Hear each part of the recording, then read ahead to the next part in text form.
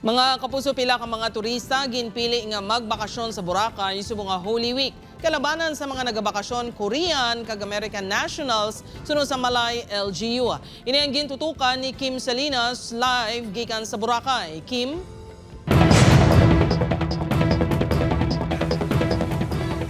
Jert, isa kadlaw antes ang long vacation subong nga Semana Santa, madamo sa mga turista ang nagpadulong sa isla sang Boracay.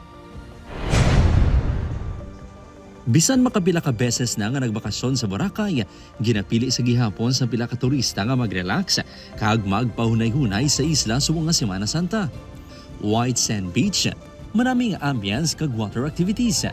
Pila lang ini sa mga ginabalik-balikan sa mga turista. Kasubong sa ngini nga pamilya nga halin pa sa Canada. Yung atmosphere, yung vibe ng isla. Mga activities, island hopping.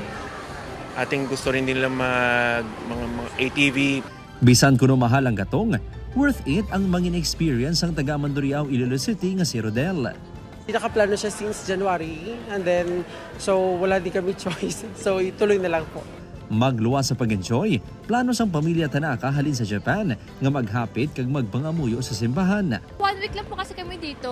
Saka pa ang talagang namin, maipasyal po sila. So, kung makapunta man po kami ng simbahan, siguro saglit lang. Sa datos ng Malay Tourism, may masobra 19,000 ka mga turista ang nagabot sa isla. Humalin sang Marso 26 tubtob Marso 29, kag lauman nga madugangan pa sa mga masunod nga mga inadlaw. Pinakamadamo nga foreign tourists ang Korean nationals, ginasundan sang American nationals. Nagpahanumduman ang LGU sa mga turista kag establishmento nga magtuman sa pila ka pagsulundan subong nga Semana Santa. Ilabi na ang pagdumili sang pagpatukar sa matunog nga sounds. Gamay na nga respeto dahil of course aton nga sige na celebrar naton ang amo nang inadlaw. Para maging solemn naman ang pagbakasyon, no. Upod ang apan sa atong Ginoo. Padayon ang pagpatuman sa hugot nga seguridad sa mga pantalan. Mga pinagbabawal natin dyan ang unang-una, ang matatalas na bagay, mga pointed, ang mga barel. Bawal din po dyan yung mga flammable. Ginapanta 5 kagatos ka mga items kasubong sang kutsilyo kag lighters ang nakumpiskar sa mga puerto malin Pebrero.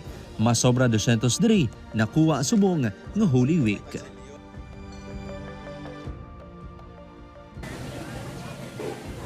Jert, apisar ginahingyo ang solemne nga pag-obserbar sang Semana Santa diri subong sa isla sang Boracay.